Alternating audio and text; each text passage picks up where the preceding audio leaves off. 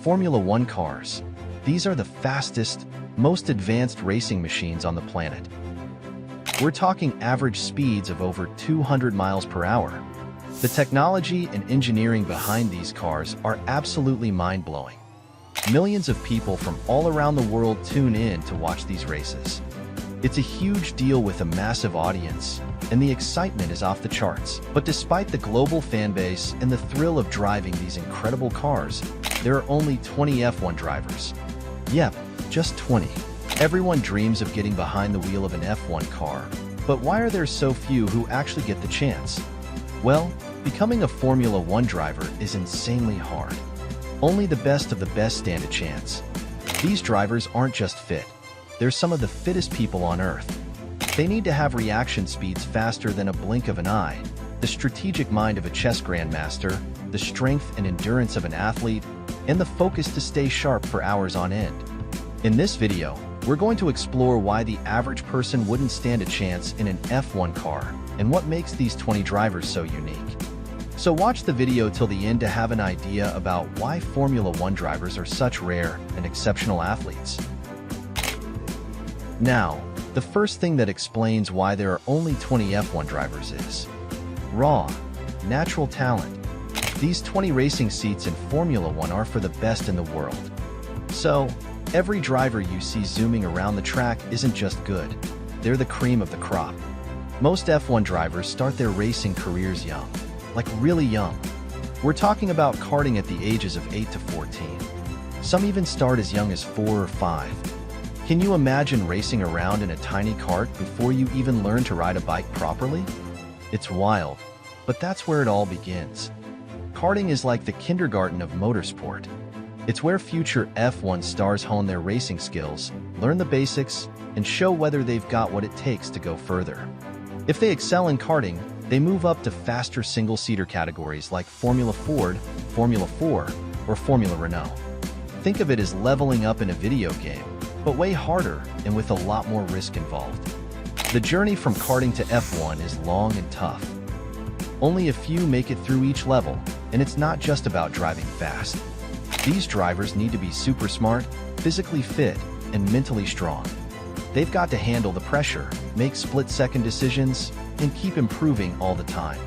So, when you see those 20 drivers on the F1 grid, remember, they didn't just get there by chance. They've been racing since they were kids, proving themselves at every step, and showing they've got the talent to be the best. And that's just the start. In the next part, we'll look at some more reasons that makes it tough to be one of those 20 F1 drivers. Alright, so the next reason that explains why there are only 20 F1 drivers is money. Yep, you need a lot of cash to get into motorsport. Unfortunately, this is one of the main reasons why many talented kids can't even start or continue racing. From karting to Formula One, the costs are sky high and keep getting steeper as you move up the ranks. Let's start with karting.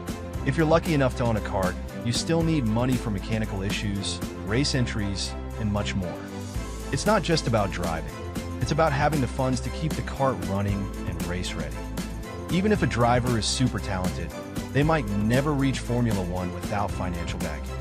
It's tough to find sponsors, and the cost of entering races is so high that even with sponsorship, drivers often need to find other ways to cover expenses. Take Lewis Hamilton, for example. His dad, Anthony, worked multiple jobs to fund Lewis' early racing career and networked like crazy to find sponsorships. On the flip side, money can also give some drivers a boost into a Formula One seat over others. These drivers are known as pay drivers. They might not get the same salary as other drivers, but their sponsorship money is crucial for the team's budget. Smaller teams, in particular, rely heavily on these pay drivers to keep developing their cars. So, money is a massive barrier in becoming an F1 driver. It's not enough to be talented. You also need the funds to support your journey. That's why only a select few make it to the top, combining talent and financial backing to secure their spot on the grid. Now, the next thing that explains why there are only 20 F1 drivers is fitness. These drivers aren't just sitting pretty in their cars. They need to be incredibly fit, both mentally and physically. Imagine withstanding 5G forces as a car zooms into a corner at high speed, lap after lap.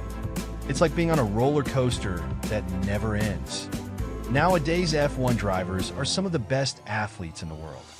They're super fit and often compete in other sports and athletic events during the off-season.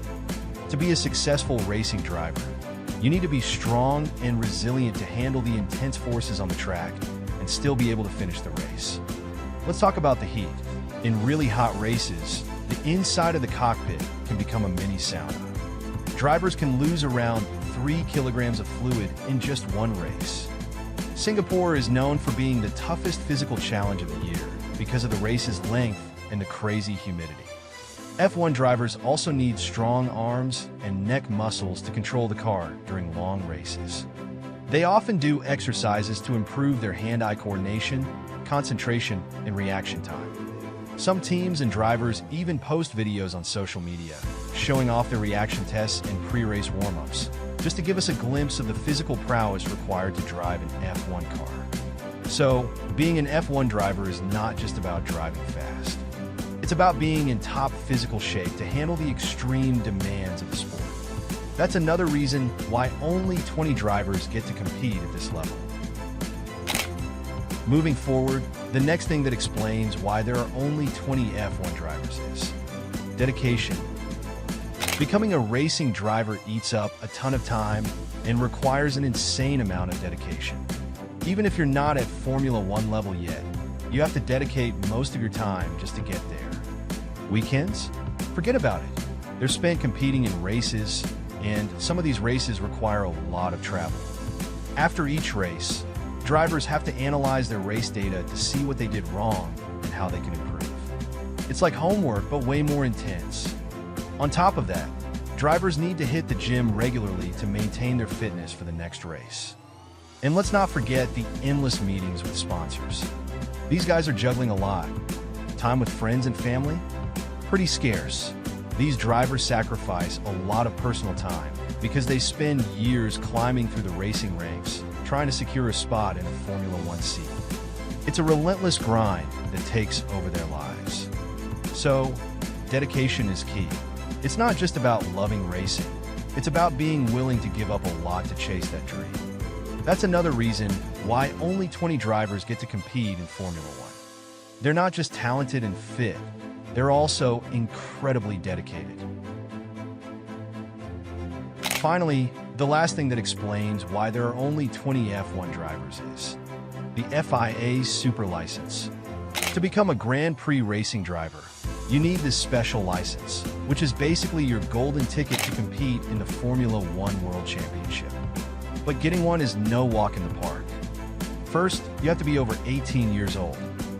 Then, you need to hold an international class competition license and a valid driver's license from your home country.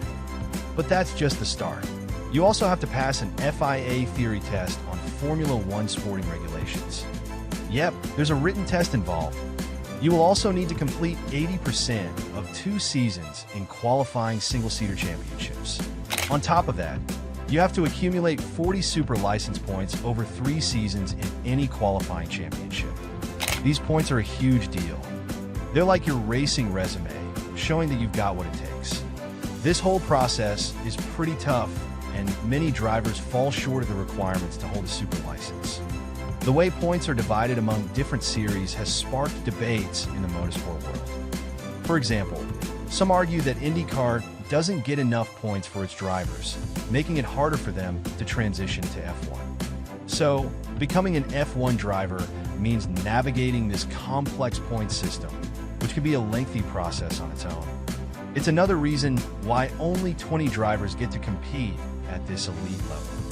They not only have to be talented, fit, and dedicated, but they also have to jump through all these regulatory hoops. So, that were the major reasons why there are only 20 F1 drivers in the world. From needing exceptional talent, loads of money, top-notch fitness, unwavering dedication, and a special FIA super license, it's clear that becoming an F1 driver is no easy feat. These drivers are truly the best of the best, and their journey to the top is filled with challenges that most of us can only imagine. If you enjoyed this video, make sure to give this video a thumbs up and hit that subscribe button so you don't miss out on our next video. We've got plenty more exciting content coming your way. Thanks for watching, and see you next time.